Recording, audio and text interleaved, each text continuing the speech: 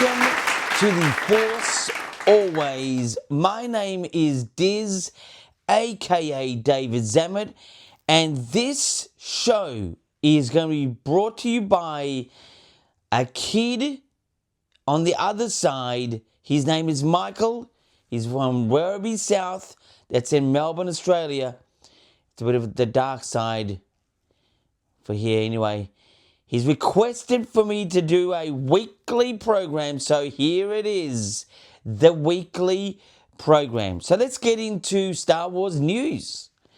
There's no news, no Star Wars news, besides things that we sort of know about. Let's look at it. Ahsoka is being filmed right now, still being filmed. What level, what extent they would have been there for at least a couple of months now. Ahsoka is, just to let you know, because Michael from Werribee South, he said to me, he says, David, I've got no idea. So let me give you some ideas. So Ahsoka is the apprentice, the person who's learning how to be a Jedi from Anakin Skywalker, who ends up being Darth Vader, just to let you know. So Ahsoka, the season 2 is being filmed right now. That's some news. Some more news. Let me think of some news that I've sort of seen. Oh, this is good.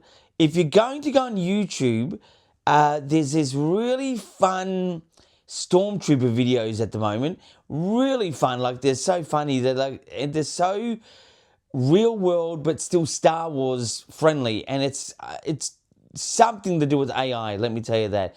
They're so good. But it's just like the comedic and the effects of what a Stormtrooper is going through. I think it's the YouTube channel is called Artificial Cheese. It's just straight, Stormtrooper vlogs, if you were to call it, vlogs on their sort of daily life. It's just funny. It's just mindless entertainment that has done really well. You've got to be a little bit of a Star Wars fan to sort of get the whole funniness, but it's still good.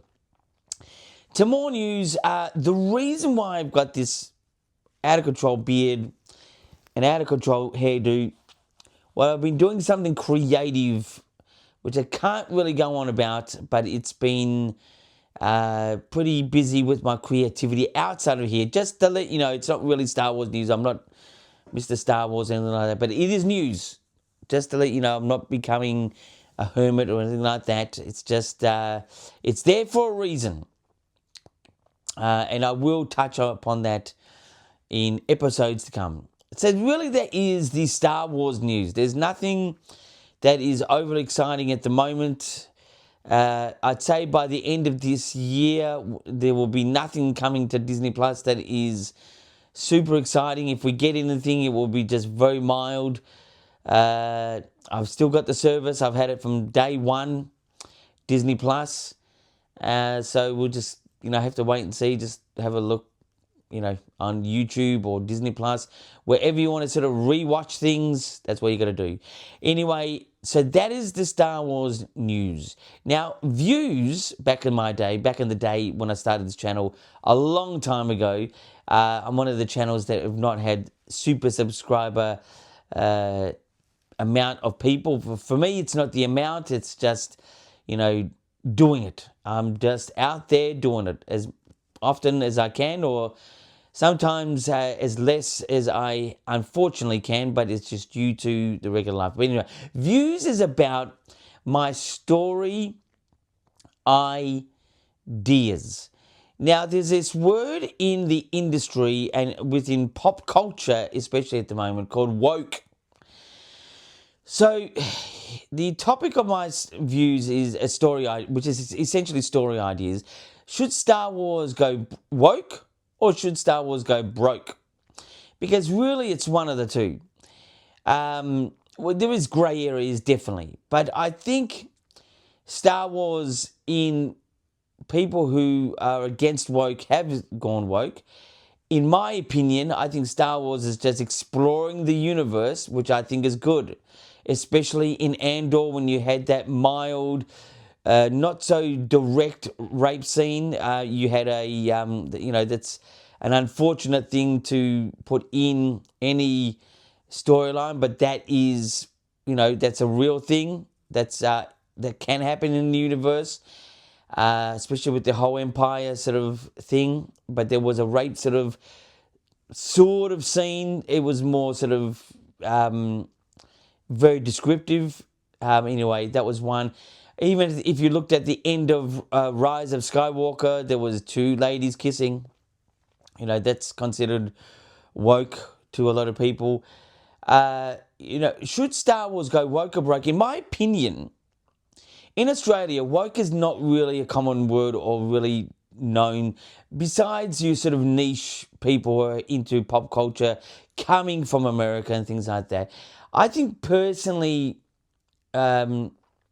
woke is something that you have a full canvas, a full canvas, and you want to use any color you like, and you just can paint away without restriction, and that's it. There's certain colors that would sell to certain people. There will be certain colors that don't sell to certain people, but for me, the canvas is just about that. So Star Wars, my Star Wars story idea is just, don't consider it woke, don't consider it broke. Just create as it is anything in the universe with a Star Wars feel.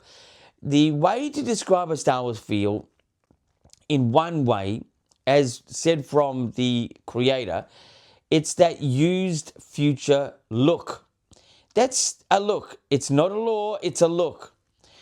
A lot of what George Lucas did in the originals was creating at the time. So, he just figured out, he had a plan, but he also didn't have a plan. I like George Lucas, but, I'm not going to praise George Lucas as the only one who can actually do a Star Wars movie, because he can do a Star Wars movie, but there is plenty out there, and plenty have done really good jobs. Anyway, so when you really think of Star Wars or any movie topic, you really do need to consider, selling the film. But you also need to consider the actual creative choices you're doing in the particular project. You can't just, create. Look, you can't say create anything in Star Wars. You can't really put, to be honest, a can of Pepsi Cola in a Star Wars film. Like, personally, I wouldn't do that. It may pay for the film in certain ways, but I wouldn't do that. But there's other ways of making the film sell without using things like that. You could use, as they did, blue milk, things like that. Just odd ends like that would create a drinking scene. How could you sell blue milk outside of the, well, you actually can buy it if you go to Galaxy's Edge. You can buy blue milk there. It's available. Even Star Wars water you can buy there. You can even buy, as you sort of see in the background here, I think right there, that is a bottle of Coke bought from Galaxy's Edge. Is that woke? I'm being sort of sarcastic. You've got to think of the sellable power of a project, and you've got to think of the creative understanding of a project. And Star Wars needs both. George Lucas did go into it creating something that he wanted to see, and that's great. But he did also take on things that are making the film sell. He speaks about it through so many documentaries that you can actually, like Empire of Dreams, that's one documentary. Every person, and including every Star Wars person, every person should see how tough it was, but at the same time seeing how to actually get the project done right, so it is something that you love, but also you can sell. You've pumped a lot of money into this, you've got to do it that way. So that's my views for this time around. Star Wars woke or broke. I'm going to say the most unpopular opinion here, not because it's unpopular, because it's you need to invest in things in a movie to sell it. You need to sell it to some demographic out there. So that's my story idea. Woke or broke, you decide for yourself. Anyway, so interviews. I don't have any interviews because I would have Michael from Wherever South. He's eager to come on the show, and that guy, if you want to speak about woke, he's the man. He loves talking about this woke sort of thing. But anyway, there's no interviews this time around. Now, reviews. Now, this is something interesting, something from the past. I am a physical media person, but I'm also, a streaming person as well. Like, the convenience of what we've got nowadays from your phones or your TV or what the internet does is just so enjoyable, relaxing, and so, like YouTube, it's filled with so much information, stupid stuff, fun stuff, everything. But this here is something that is sort of up and coming as a second part, but this is like a copy of Spaceballs. This is a DVD of Spaceballs, not a video, this film came out when videos were around. Did not able to obtain a Spaceballs video, but I've got the DVD. Now, this is probably one of the best spoof films ever. There's a number of spoof films out there. When I say spoof, really immature, sort of funny stuff. It's going to be really interesting because Spaceballs is going to do a second part. It's coming out apparently in 2027. There's another piece of Star Wars news that you may not know about. But it's coming out in 2027, Spaceballs 2 or whatever they're going to call it.